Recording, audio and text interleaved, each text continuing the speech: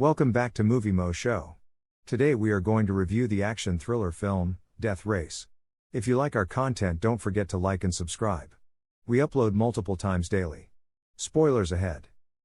The American economy has collapsed 4 years after 2008, crime and unemployment are on the rise, and the majority of the country's jails are administered for profit by private firms. The main subject of the film is the Terminal Island Prison, which aired Death Race to the entire globe via a well-known paid website on the internet.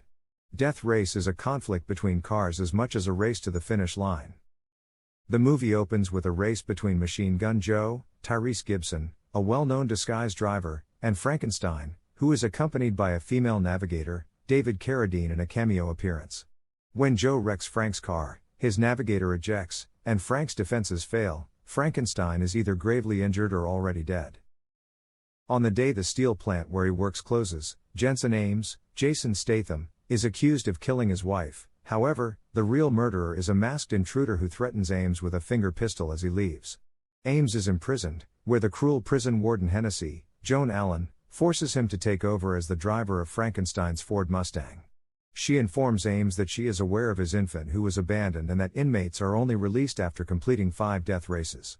However, because Ames will be donning the mask of the renowned Frankenstein, who had 4 victories at the time of his demise, he will only need to complete 1 race.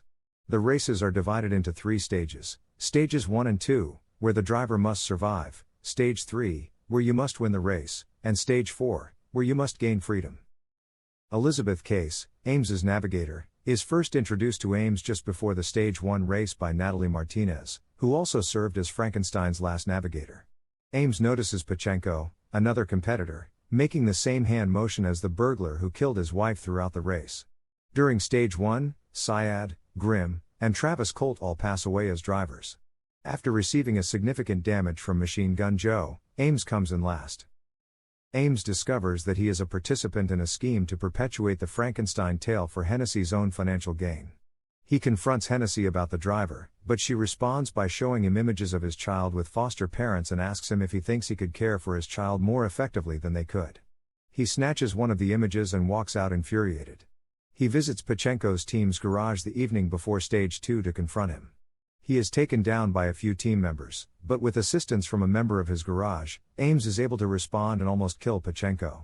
The prison guards instructing them to conserve it for the race prevents his retaliation.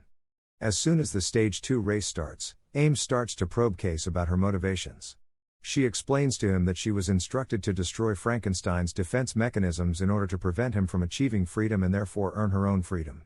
Ames understands that he is not intended to survive the death race at all, but rather to perish so that a new Frankenstein may be introduced into the jail and spectators would continue to pay to see the races. In Stage 2, he seeks retribution by crashing and rolling Pachenko's car, which gives him the opportunity to drive back and exact revenge by snatching Pachenko's neck as the victim scrambles to safety. The Dreadnought, Hennessy's secret weapon, an 18-wheel tank vehicle loaded with powerful machine guns, that had been in production for months, kills 14K, Carson, and Riggins before the other 5 drivers. Stage 2 is completed when the Dreadnought is destroyed by Ames and Machine Gun Joe.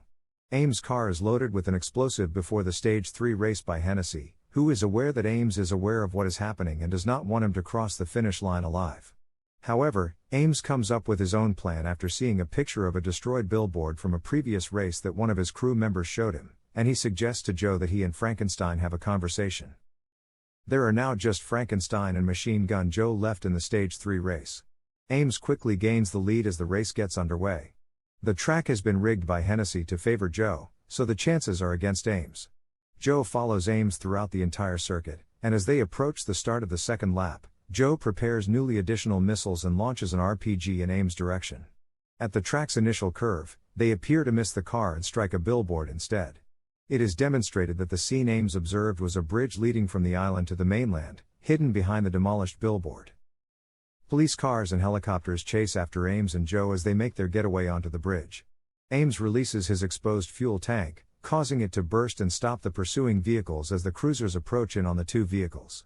Hennessy then orders the explosive under Ames' car to be detonated as part of her backup plan, but nothing happens because Coach, Ames' mechanic, discovered, removed, and deactivated the device before the race even started. Joe and Ames escape beyond the bridge, and Hennessy directs the helicopters to concentrate on Ames. However, when Case informs him that Hennessy had already signed her release papers for her work and that she owed one to the old Frankenstein, he switches seats with Case. He leaps out of the vehicle, giving the helicopters the impression that he is still inside. Joe and Ames reunite, bemoaning Hennessy's prolonged existence as they board a train to flee. Ames' Mustang is quickly stopped, and Frankenstein is captured. Later, when a guard tells Hennessy about gifts brought to her for the record number of spectators who subscribed to the death race, she still thinks she won.